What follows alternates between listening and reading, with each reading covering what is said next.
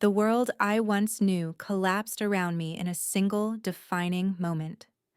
I had been living in a fog, surrounded by the constant hum of expectations, obligations, and the endless pursuit of what I thought was success.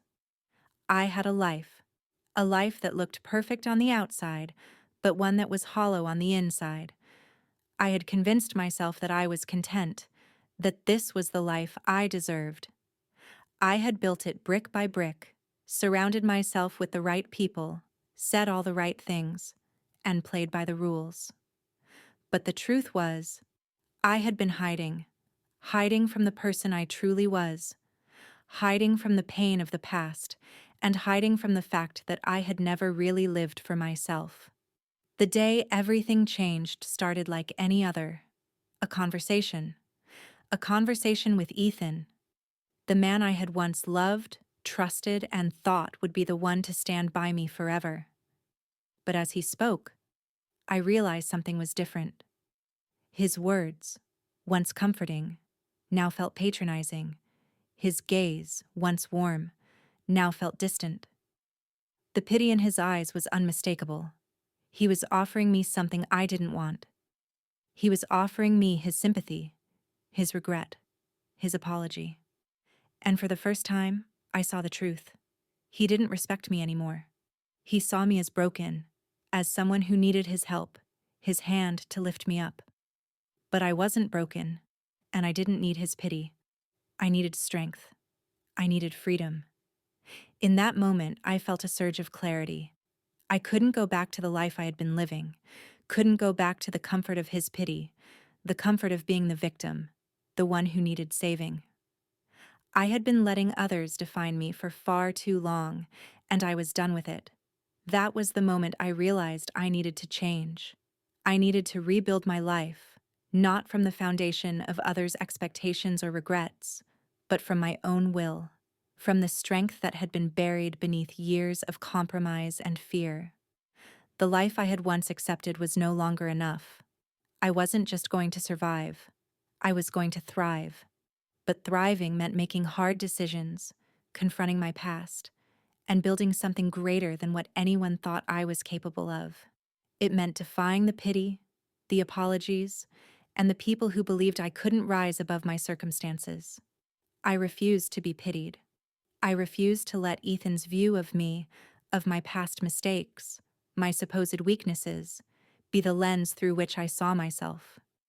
I refused to let anyone define who I was or who I could be. I wasn't going to let the fear of rejection or failure stop me. I wasn't going to allow my past to dictate my future. It was time for me to stop looking for validation, for approval from anyone who didn't see my worth. It was time for me to prove to myself that I was capable of greatness, but that would require more than just desire. It would require discipline, strength, and the willingness to break free from the life that had once seemed so safe. So, I walked away. From him. From everything that had once held me in place. I walked away not with anger, but with a newfound clarity. I knew that my destiny wasn't going to be shaped by the pity or sympathy of others. It was mine to create, and I would create it on my terms. From that moment on, I began the journey of reinvention. I wasn't sure exactly where the road would lead, but for the first time, I felt a sense of purpose, a sense of urgency. I wasn't going to let the world tell me who I was anymore. I was going to show myself, who I could become.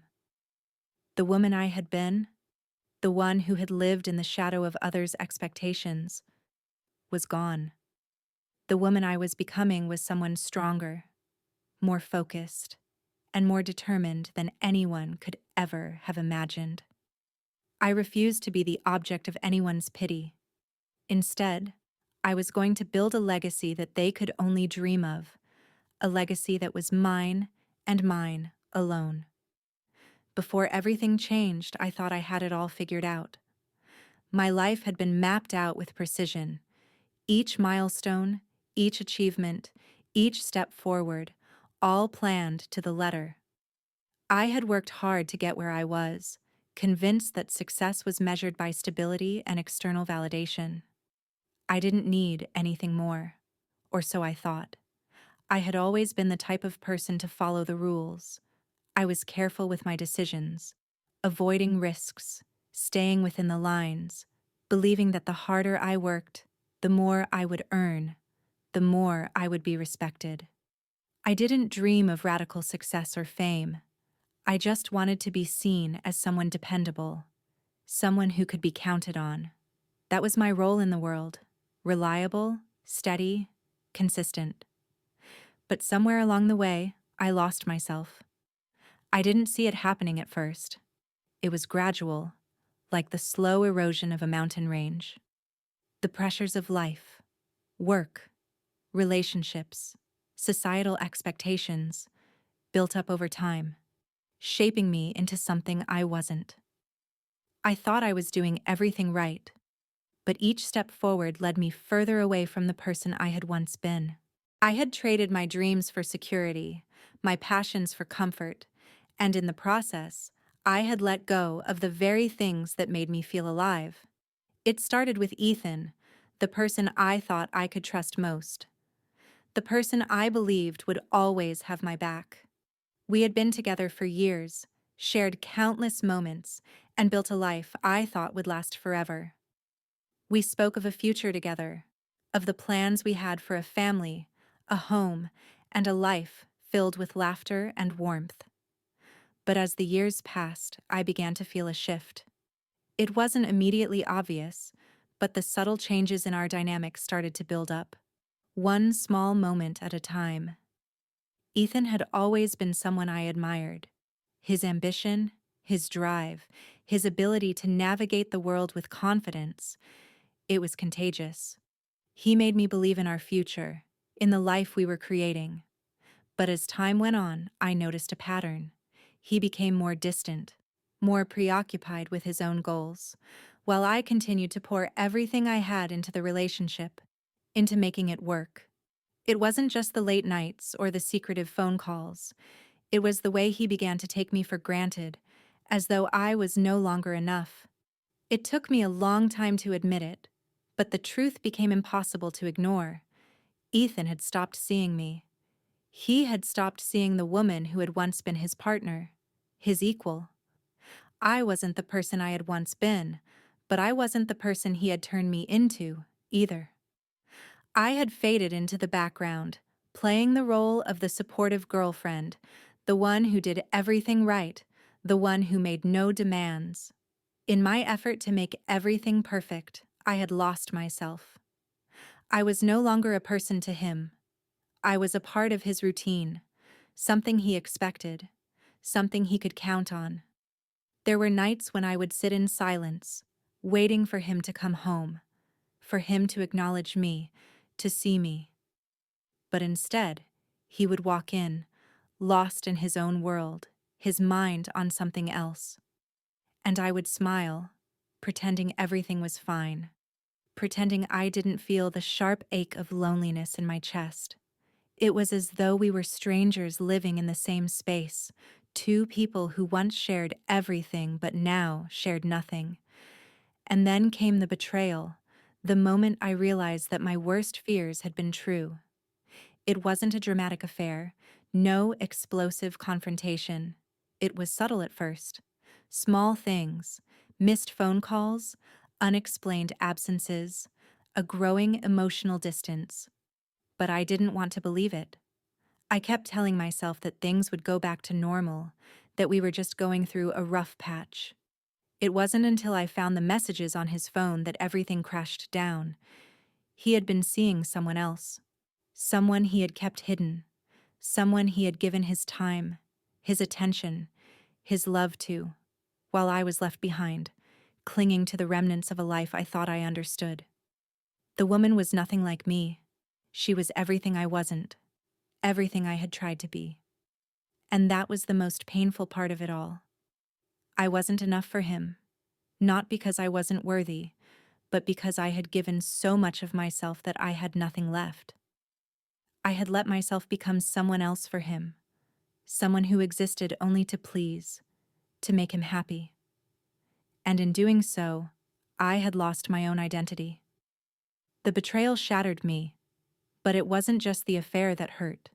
It was the realization that I had been so blind, so caught up in the life we had built, that I had allowed myself to fade into nothingness. I had ignored the signs, convinced myself that everything was fine, that I was enough, that I could fix it. But I couldn't fix it. Not anymore. The pain of that realization was unlike anything I had ever felt. It wasn't just the betrayal of my trust, it was the betrayal of myself. I had given everything I had to someone who couldn't see me for who I truly was. And in doing so, I had lost myself. The woman who had once been confident, who had once believed in her own worth, had disappeared. I had become a shadow of the person I used to be, a person defined by someone else's love, by someone else's approval. But in that pain, something shifted. The realization that I couldn't keep living like this, that I couldn't continue down a path that led to my own destruction, became crystal clear. The woman I had once been was gone, but she wasn't lost. She was buried, waiting to be rediscovered. And that was the turning point. That was the moment I decided to take control. I wasn't going to let this define me. I wasn't going to let Ethan's betrayal and my own mistakes dictate the rest of my life. I was going to rise from this. I was going to rebuild. Not for anyone else, but for me. I was going to become the woman I had always been meant to be. The first few days after the truth came crashing down were a blur. I couldn't think, couldn't focus. It felt as though the life I had known was slipping through my fingers, and I was powerless to stop it. But slowly, the fog began to lift. In the quiet aftermath, something inside me shifted. I wasn't just hurt anymore. I wasn't just angry. I was determined. I had let the pain of the betrayal define me for too long. Now it was time to take control. The first step was clear. I had to let go of everything that tied me to the past. It wasn't just about Ethan or our broken relationship. It was about shedding the layers of myself that I had given up in the name of trying to make things work. I had lost sight of my own identity, my own worth, and it was time to find it again. I began by making a list of all the things I needed to change, not just the relationship with Ethan, but everything. The way I lived, the way I viewed myself, the things I had accepted from others. I had let myself believe that love was about sacrifice, about putting others first, about disappearing into someone else's life. But now I realized that true love wasn't about losing yourself. It was about finding yourself, and then sharing that with someone who respected and cherished you for who you were. I made the decision to leave. Ethan was gone, but there were still remnants of him everywhere. The apartment we shared, the things he had left behind, the places we used to go. It all reminded me of what had been, of what I thought would be. But I couldn't stay in the past. I couldn't stay in the life that had been built on false promises and unspoken resentments. So, I moved out. It wasn't easy. I didn't have a grand plan for where I would go, but I knew I needed space to breathe, to be alone. I found a small apartment on the edge of town, quiet and secluded, with a view of the city skyline. It wasn't much, but it was mine. It was my fresh start. I spent the first few days there just existing. I didn't rush to unpack, didn't rush to make it home. I let myself feel the weight of the change. I let myself sit in the discomfort of the unknown because I knew it was the only way forward. At first, it felt like a challenge, an uphill battle. I was alone, and I was uncertain. But the more I let myself sit with the discomfort, the more I realized something. I had been running from myself for so long, burying the woman I had once been under layers of guilt, fear, and compromise. But now I had the opportunity to rediscover her, to rebuild her from the ground up. I had been given a chance, a second chance, and I wasn't going to waste it. I threw myself into work. I didn't have to pretend anymore, didn't have to hide behind the role I had been playing. The job I had once seen as a means to an end became something I was passionate about again. I had always been good at what I did, but now I saw it with fresh eyes. I wasn't just working to keep a roof over my head or to please others. I was working for myself, to create something that was mine, that was meaningful. I threw myself into my projects, each one a small step toward reclaiming my power, toward proving to myself that I was capable of more than I had ever imagined. But work wasn't enough. I needed more. I needed to reconnect with the parts of myself I had buried, my dreams, my passions, my creative spirit. I had been so focused on making Ethan happy, so focused on building a life that he would approve of, that I had lost sight of the things that truly brought me joy. I remembered the art classes I had once taken, the painting I had loved as a child, the music that had always made me feel alive. But I had stopped doing all of it. I had abandoned myself in the name of a relationship that wasn't even real. So, I made a vow to myself. I would not let my life be defined by someone else's actions any longer. I enrolled in art classes again, picked up my brushes, and began to paint. It wasn't about creating masterpieces. It was about reconnecting with that part of me that had been silenced for so long. I also picked up the guitar again, the one I had abandoned in favor of more practical pursuits. I spent hours strumming, playing, getting lost in the music that had once been my escape.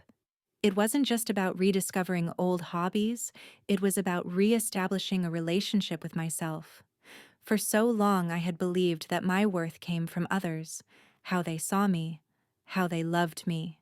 But now I was learning that my worth came from within. I was learning to love myself, not because I had done anything special, but because I was me, because I was worthy of love and respect just as I was. The next step was to rebuild my social circle. I had isolated myself so much during my relationship with Ethan. I had let his friends become my friends, his interests become my interests, his life become my life. I had lost touch with the people who had known me before, the people who had seen me for who I was. So, I reached out. I contacted old friends, people I hadn't spoken to in years, and invited them back into my life. Slowly, I rebuilt the relationships that had been neglected, reconnecting with people who reminded me of who I was before everything changed. But the most important change of all came from within. I had spent so long blaming myself for what had happened, for letting Ethan take me for granted, for staying in a relationship that was toxic for so long. But now, I saw it differently. I wasn't to blame. I had done nothing wrong. I had loved, I had trusted, and I had given everything I had. But that wasn't my fault. What was my fault was not realizing sooner that I deserved more.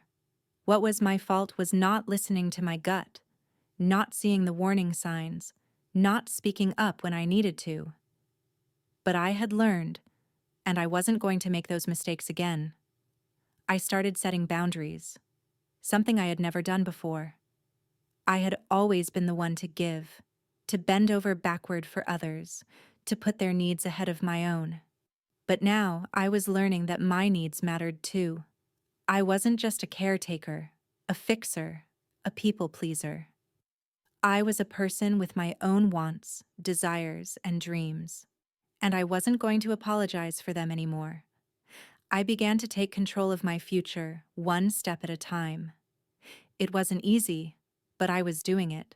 And with every step, I felt stronger, more capable, and more in control. The road ahead was still uncertain, but for the first time, I was excited. I was no longer afraid of the unknown. I was embracing it, ready to build the life I had always deserved. The road to transformation was never as simple as I had hoped, Every step I took toward reclaiming my independence, my sense of self, was met with resistance. And it wasn't always from the people I expected. While Ethan's absence had freed me in many ways, the lingering effects of his betrayal hung like a dark cloud, and not just in my own life. Others, too, couldn't understand my choice to change, to leave the past behind, and they didn't hesitate to voice their doubts. It started with my family. At first, they supported my decision, encouraged me to pursue my own path. But as time passed, as I became more determined in my quest for independence, their support turned to concern. They didn't understand why I wasn't chasing after Ethan, why I wasn't at least trying to fix things. They couldn't see that fixing things meant acknowledging the parts of myself I had lost in the process, and that wasn't something I was willing to compromise on. I remember my mother's voice, filled with worry, as she sat across from me at the kitchen table one evening. She had always been the one to see the best in people, to give second chances, to believe in the possibility of reconciliation. "You've been through so much, honey," she said, her eyes brimming with tears. "Don't you think it's time to let go of the anger? You can't move forward until you forgive." I looked at her, feeling the old familiar tug of guilt. It wasn't that I didn't want to forgive, but forgiveness, to me, had always meant surrendering control, letting someone back into my life, trusting again. And after everything, I didn't know if I could ever trust again. Not just Ethan, but myself. I had made so many concessions, let so many things slide, that I wasn't sure who I had become, and I didn't want to return to that person. "I don't know if I can forgive him," I said quietly, staring down at my hands. "I don't know if it's about forgiveness anymore. It's about me choosing myself for once. I can't keep living for someone else's approval." She shook her head, as if trying to understand, as if trying to pull me back to the place I had once been, a place of comfort and compromise. "But, sweetie, don't you think you're being too harsh? People make mistakes. He's sorry, isn't he?" I didn't want to argue, but I couldn't help it. "Sorry doesn't change the past, Mom, and I'm tired of living with the weight of what happened. I need to move on. For me." The silence between us was thick, suffocating. I could see the hurt in her eyes, the fear that I was making a mistake. But I had already made my decision. The weight of Ethan's betrayal had been too much. I couldn't bear the thought of going back to a life that had left me broken. And I knew, deep down, that I was right. I couldn't sacrifice my happiness just for the sake of a perfect reunion. My happiness had to come from within, not from someone else. But it wasn't just my family that didn't understand. It was friends too. Friends I had known for years. Friends who had seen me through thick and thin, who had witnessed my struggles and supported me during the dark moments. But now, as I grew stronger, as I began to assert myself and my decisions, some of them turned on me, unable to accept the changes I was making. They didn't see the woman I had become. They saw the woman I had been. It was at a dinner party, of all places, where the first real confrontation took place. We were all gathered at a friend's house, talking and laughing, but the atmosphere shifted when they asked about Ethan. "Have you talked to him lately?" One of my old friends, Claire, asked, her tone casual but with a hint of something more beneath it. "I mean, it's been months. Don't you think it's time to bury the hatchet?" The table fell silent. I could feel the eyes of everyone on me, waiting for my response. My hand tightened around the glass of wine I was holding, but I forced myself to stay calm. I wasn't going to let their judgment shake me. I wasn't going to be pressured into doing something I wasn't ready for. "I've moved on," I said firmly, my voice steady, though my heart was racing. "And I'm not going back. I'm building a new life. I'm focusing on what makes me happy, and I don't need to go back to that chapter to find peace." Claire's expression faltered, and I saw a flicker of something, disappointment perhaps, or disbelief. But don't you think that's a little extreme? You can't just throw everything away. He's sorry. People deserve second chances. I could feel my blood boiling. It wasn't about second chances. It was about what I deserved. And I wasn't going to let anyone tell me otherwise. I'm not throwing anything away, I replied, my voice calm but unwavering. I'm choosing myself for the first time in my life, and that's not something I'm going to apologize for. The room went quiet, and I could feel the tension thick in the air. It was as if my declaration had shifted the balance of things, and I was no longer the person they thought I was. They didn't understand my decision. They didn't understand that this was about reclaiming my life, my sense of self. I wasn't just standing up to Ethan. I was standing up to the expectations others had placed on me, to the image they had created of who I should be. The conversation shifted after that, but I couldn't shake the feeling that I had lost something important. My relationships were changing, and not everyone was happy about it. But as the night went on, I realized something. I didn't need their approval. I didn't need anyone to understand my journey. What mattered was that I understood it, and that was enough. But the real test came when Ethan appeared again, unannounced. He showed up at my apartment one evening, looking disheveled, his face etched with regret. He wanted to talk, to make amends, to explain himself. But I didn't need an explanation anymore. I don't need your apology, Ethan, I said, my voice steady and firm. I've moved on. I'm not going to let your mistakes define my life. He stood there for a long moment, as if waiting for me to change my mind, but I didn't. He left, and as I closed the door behind him, I felt a weight lift from my shoulders. I had finally taken control. I had refused to let his pity or his expectations determine my future. I was done living in the shadow of someone else's mistakes. I had always believed that success meant following a clear path, working hard, doing what was expected of me, and waiting for recognition to come in due time. But now, with everything I had been through, I realized that true success wasn't about following someone else's path. It wasn't about fitting into the life that others had designed for me. It was about creating my own way, standing firm in my choices, and building a life that was entirely mine. The road wasn't always smooth, but every challenge I faced only fueled my determination to succeed. The first step in my journey of reclaiming my life was realizing how much power I had inside of me. For so long, I had believed that I was defined by others' expectations, by Ethan's approval, by my family's concerns, by the opinions of friends who hadn't understood my decisions. But I wasn't defined by them. I was defined by my actions, my choices, and my resilience. I had been knocked down, but I wasn't going to stay there. The work I had thrown myself into had begun to pay off, not just in terms of financial success, but in my sense of purpose. I found myself excited about what I was doing again. I had always been good at what I did, but now, it wasn't just a job. It was my passion. I had reconnected with the woman I had buried for so long, the woman who believed that success came from within, from doing something you loved, from chasing dreams that were uniquely your own.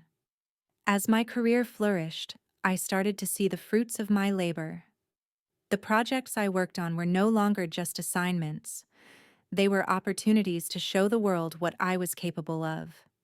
And with each success, my confidence grew. But more than that, I started to realize that this wasn't just about professional achievement. It was about proving to myself that I could stand on my own, that I didn't need anyone else's validation. The more I built, the more I began to see how far I had come. When I first walked away from Ethan, from the life I thought I had, I wasn't sure what would happen next. But now, I could look back and see that everything I had done, every choice I had made, had led me to this moment of empowerment. I had fought for this life. I had earned it. and nothing or no one could take it away from me. But the journey wasn't without its moments of doubt. There were times when the past crept in, when the ghosts of my old self whispered that I wasn't strong enough, that I would never be able to truly escape the shadow of my former life. But every time that doubt crept in, I reminded myself of the woman I had become. I had faced betrayal, heartbreak, and loss, and yet I had risen from it all. I had built a life that was mine, and I wasn't going to let anything derail me from that. There was one final hurdle to overcome: the lingering presence of Ethan. As much as I had moved on, as much as I had rebuilt my life, I knew that I needed to confront the remnants of our past. I had to put an end to the emotional hold he still had over me. The last thing I needed was to be dragged back into a life that no longer fit me. Ethan's return had been inevitable. It came one evening, months after I had last seen him. He showed up at my door, looking as if the weight of the world had been placed on his shoulders. He wanted to apologize again. He wanted to explain himself. He wanted to do what I had refused to let him do for so long. He wanted to make everything right. But as I stood there, looking at him, I realized that there was nothing he could say that would change what had happened. His apologies no longer held the weight they once did. They were just words, and words were no longer enough. "Can we talk?" Ethan asked, his voice filled with regret. "I know I hurt you, and I can't undo that. But I need you to know how sorry I am." I looked at him, feeling a strange mixture of pity and indifference. The man standing before me was not the one I had once loved. He was someone who had broken me, who had let me down in ways I couldn't even begin to describe, and I wasn't going to allow him to take any more from me. "I don't need your apology, Ethan," I said, my voice steady but firm. "I've already forgiven you, but I'm done with this. I've moved on. And it's time you did too." For a moment, he just stood there, his face clouded with disbelief. But I could see it in his eyes. He had finally understood. He wasn't the man I had once thought he was, and I wasn't the woman who had once believed in him. I had let go, and in doing so, I had freed myself from the hold he had on my life. "I'm sorry for everything," he said, almost in a whisper, his shoulders slumping as though the weight of his guilt was too much to bear. I nodded, but there was no emotion in my response. "Goodbye, Ethan." And that was it. I closed the door behind him, feeling a strange sense of finality. In that moment, I realized that I had truly let go, not because I had forgiven him completely, but because I had forgiven myself. I had stopped holding on to the past, stopped letting his mistakes define my future. I was finally free. As I sat down, alone in my apartment, I reflected on the journey that had brought me to this moment. It hadn't been easy, and it had taken everything I had, but I had built something from the ground up. I had reclaimed my life, my identity, and my future. I had chosen myself, and in doing so, I had found something I never thought possible: peace. The life I had now wasn't perfect. It wasn't without its challenges or its moments of uncertainty. But it was mine. I was in control. And that was all I needed. I had refused his pity. I had refused to be anyone's second choice, anyone's backup plan. I had refused to live in the shadows of someone else's mistakes. And in doing so, I had built a legacy, a life I was proud of, a life that was mine alone. And I knew, deep down, that this was only the beginning.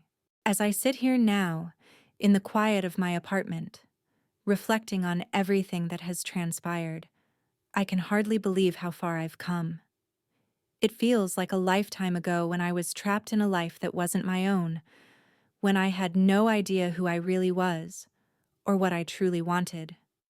The woman I was then feels like a stranger to me now, someone I no longer recognize. And that's because she isn't me anymore.